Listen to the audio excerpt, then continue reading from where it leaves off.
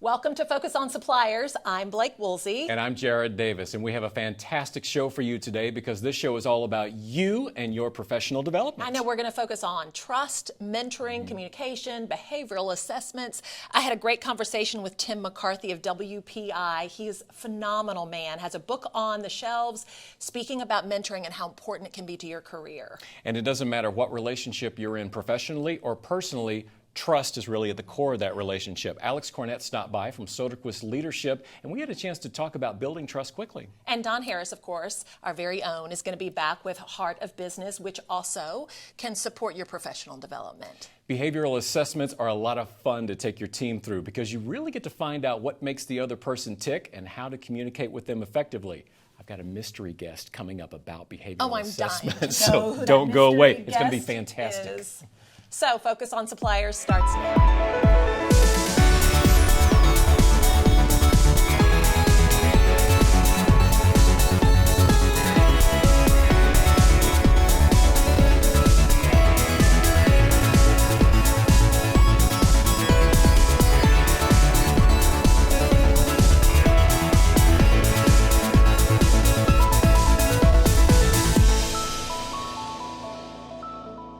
Focus on Suppliers, brought to you by 8th and Walton, where suppliers learn fast and grow, and sponsored in part by Saatchi and Saatchi X, Case Stack, Excel Displays and Packaging, Mitchell Communications Group, and other outstanding companies.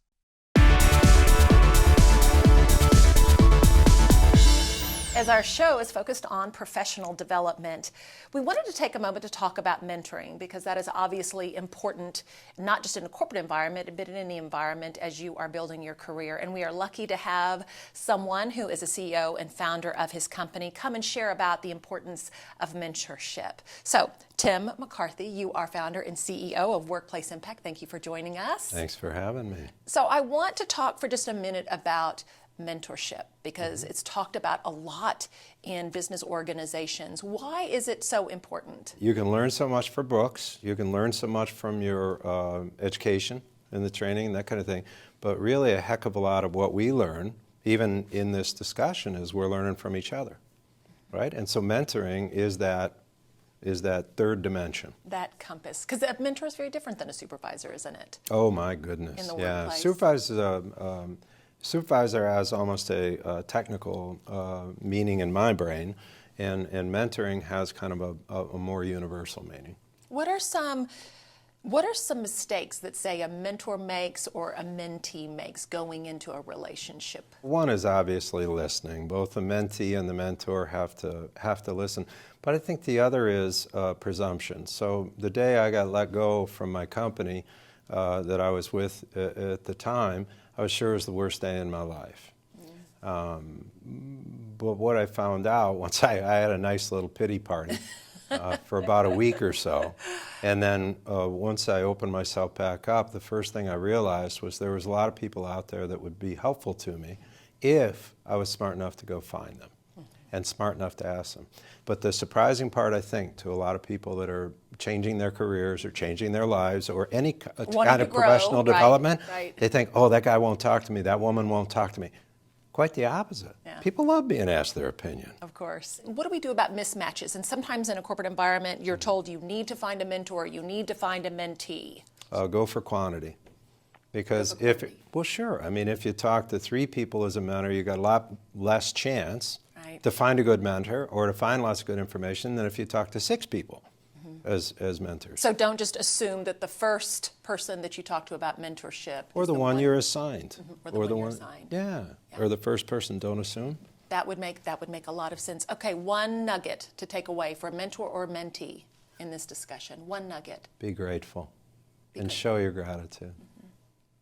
Because when I have someone that I've been helpful to, which is a dedication to my life now, it's such a good feeling to know they're succeeding. Same in reverse. You know, I need to let my old mentors know, which I do once a year. I write them handwritten notes. Thank you. Thank you. We are grateful that you were with us, Tim. We appreciate your time and your wisdom. Thanks very much.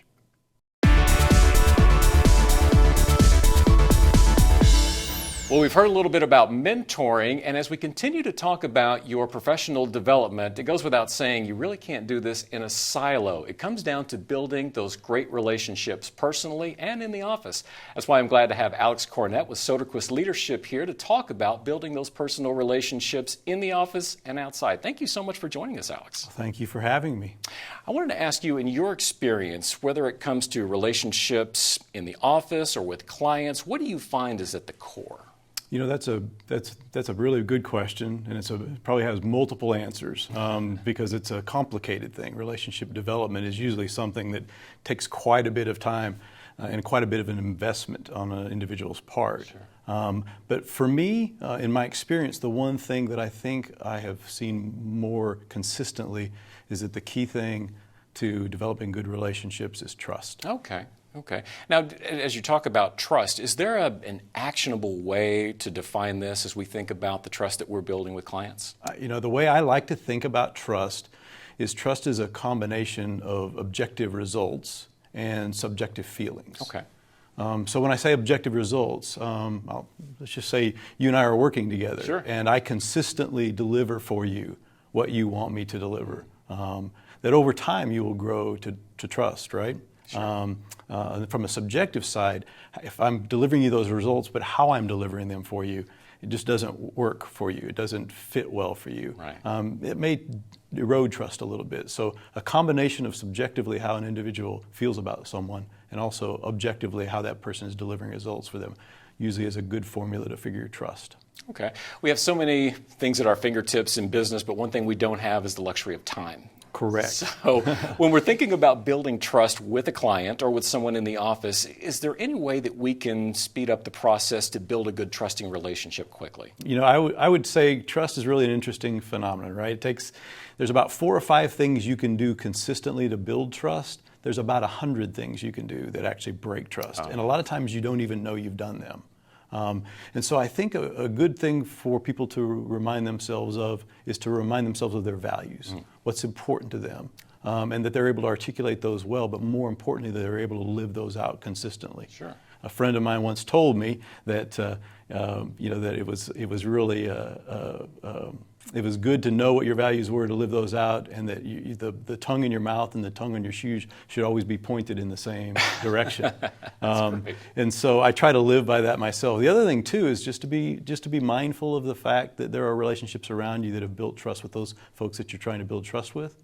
And a lot of times you can rely on those relationships as well to speed trust. All right, Alex, thank you so much for stopping by today. You're welcome.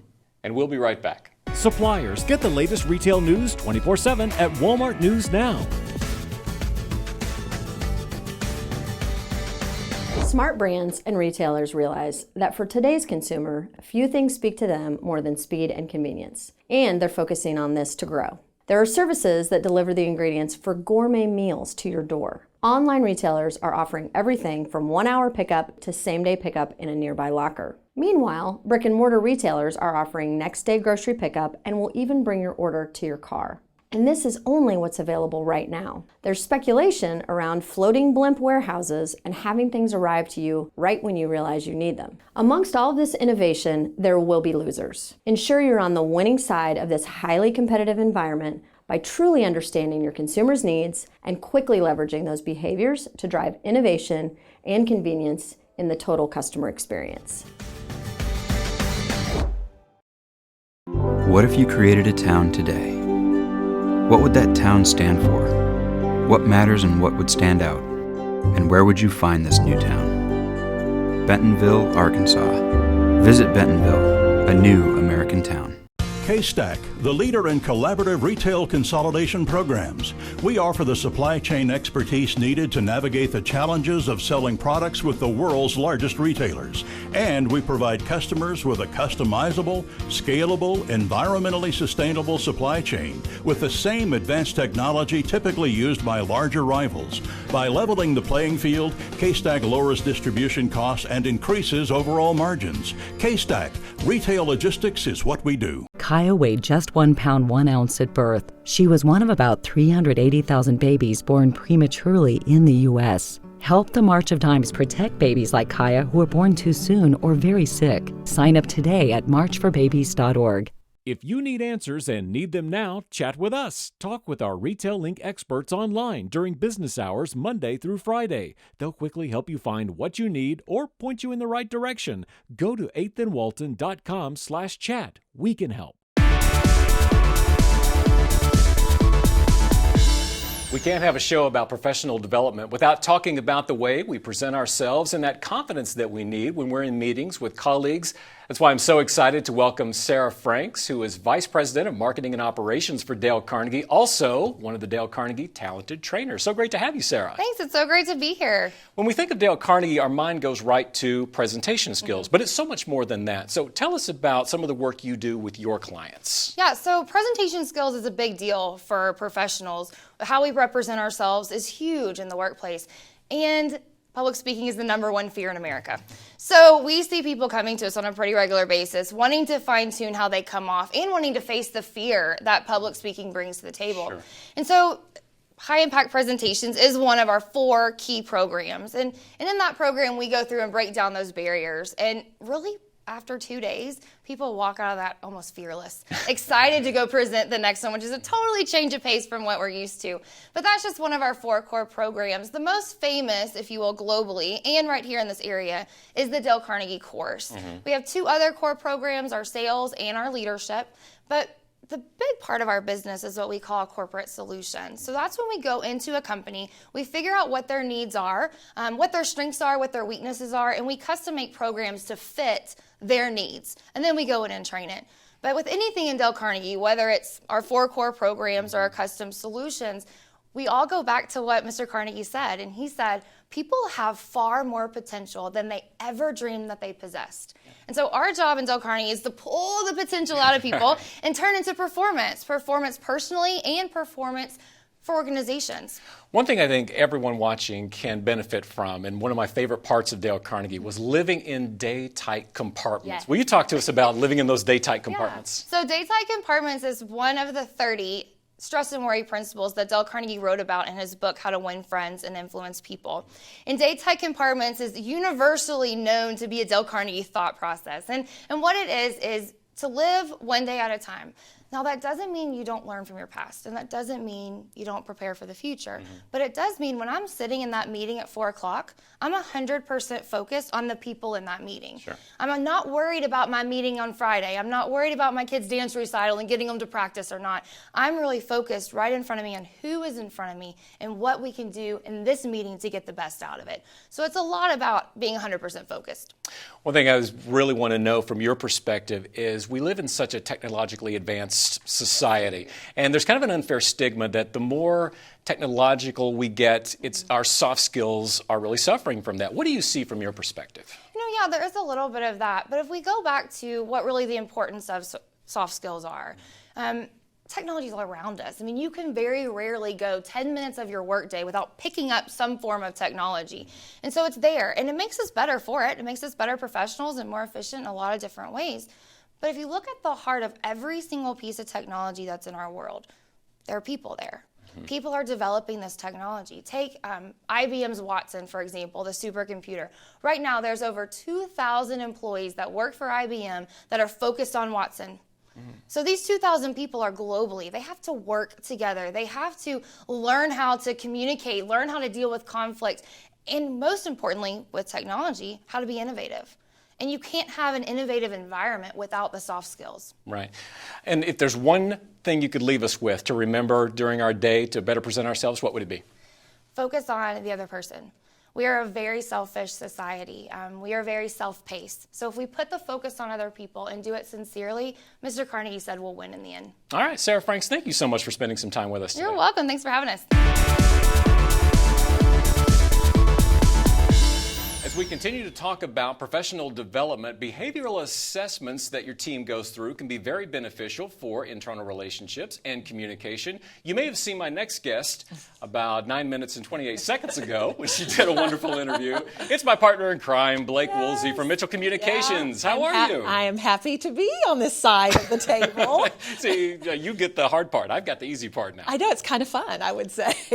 I do want to talk about behavioral assessments because there are so many that that are out there. We're talking about the DISC program today. Now, tell us about the DISC program and why it's beneficial to take your team through this. So all of the assessments are beneficial. Berkman, Myers-Briggs, Hogan, they all have a place and they're beneficial. We have always used DISC, and DISC is an acronym for Dominance, Influence, Steadiness, and Conscientiousness, only because it's economical, as well as it's very concise, it's quick, and it's easy for a team to not just understand themselves as a team member, but also begin to identify with the other profiles of team members. So we've used it just because of the simplicity in the economics of it. Our team had a chance to go through DISC, Yes. and it was wonderful. Yeah, we had a good time. Learned a whole lot about myself, learned about my other team members too. Right. But I'm wondering, on that day, we were on such an emotional high, comparing our results and just all the fun and the humor that was brought to it. After the assessment ends and you go back to work the next week, how do you maintain that momentum to really use those tools in your communication and your relationship building skills? Well, I think that a lot of the ownership belongs with everyone, where you need to be able to keep it very front and center. But also in the same breath, I look at the leadership, people who are supervising and managing individuals, to be able to have rich discussions about their profiles, the profiles of others on the team, and just to keep it front and center and for it to become part of the discussion. Arvest was the company that asked us to do it at Mitchell, and it has become part of our fiber in the way we say, that's right, you're a D, I need to remember that. In fact, next time I'll be briefer in the way I communicate with you. And we use it in many ways just to ignite some humor in discussions. I want to talk about some of those ways that we actually use the results. I love getting my form back, reading about myself, and then exchanging the ideas with my teammates. How do we put that into practice once we get back to the office? That's a great question, because it's not just for the team, but it also benefits you as an individual. I look at a DISC, and every time that we administer it and share it with the team, I'll say, this is great self-awareness. There's nothing about this that is new. You're kind of like, oh yes, and this is who I am.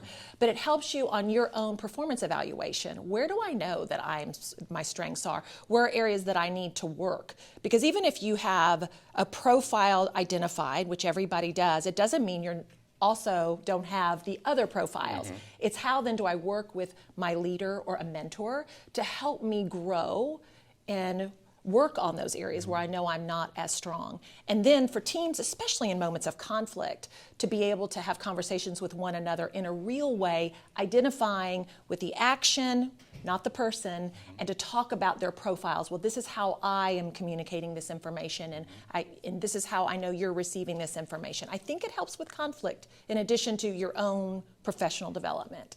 Are there a couple of quick signs that you see in an office that you say, okay, we really need to take this DISC program, just a couple of quick cues? When anybody says we are not doing great communicating, I would say they need to take some type of assessment. Right. Even if it's not DISC, some sort of assessment, because we know communication is typically the number one reason why teams are not working effectively. And it's because they're often rushed, because we are Americans and we work a lot and we work quickly, and communication is one of those places that if you can rectify that, there's a lot of healing that can be done for a team. All right, Blake, this has been great. It's been great to interview you for a change. Thank you. Look forward to seeing you later in the program. Yes, of course.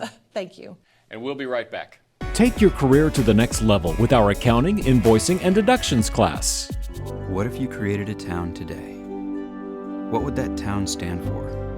What matters and what would stand out? And where would you find this new town? Bentonville, Arkansas. Visit Bentonville, a new American town. K-Stack, the leader in collaborative retail consolidation programs. We offer the supply chain expertise needed to navigate the challenges of selling products with the world's largest retailers. And we provide customers with a customizable, scalable, environmentally sustainable supply chain with the same advanced technology typically used by larger rivals. By leveling the playing field, K-Stack lowers distribution costs and increases overall margins. K-Stack, retail logistics is what we do. Kaya weighed just 1 pound 1 ounce at birth. She was one of about 380,000 babies born prematurely in the U.S. Help the March of Dimes protect babies like Kaya who are born too soon or very sick. Sign up today at marchforbabies.org. If you need answers and need them now, chat with us. Talk with our ReaderLink experts online during business hours Monday through Friday. They'll quickly help you find what you need or point you in the right direction. Go to 8thandwalton.com/chat. We can help. At the Northwest Arkansas Tech Summit, we caught up with Rachel Mushahwar, who's with Intel, and since our interview, she has recently been recognized as one of the top 10 women in retail technology. I really wanted you to see the interview because as we've been talking about professional development, she is outstanding in what she has been able to achieve in the retail technology industry. There is so much disruption happening in retail today. In fact, there's a recent report out there that talks about retail is going to change more in the next 5 years than it has in the last 50 years. And you think about the types of disruption that's out there that's impacting retail, it's really driven by technology.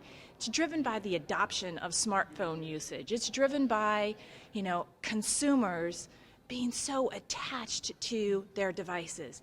Pause for a moment and think about the fact that the smartphone was introduced in 2007. It's amazing and mind-boggling about, how Google, Amazon, Facebook, and Apple have really redefined how consumers want to engage with retail. And that disruption, it continues to occur every single day, and how consumers want to engage with the retailer on their phone, whether it's through text messaging or understanding when a store is open or finding a product. Actually, battle lines are being drawn between in-store and your front door. And how do you start to blend those two together and continue to get consumers to come into your store as well as get things delivered to their front door? Everyone is always talking about online shopping and what it's doing to retail, and it certainly is a disruptive force that's out there. But recent studies actually show that over 90% of all purchases are still made in store.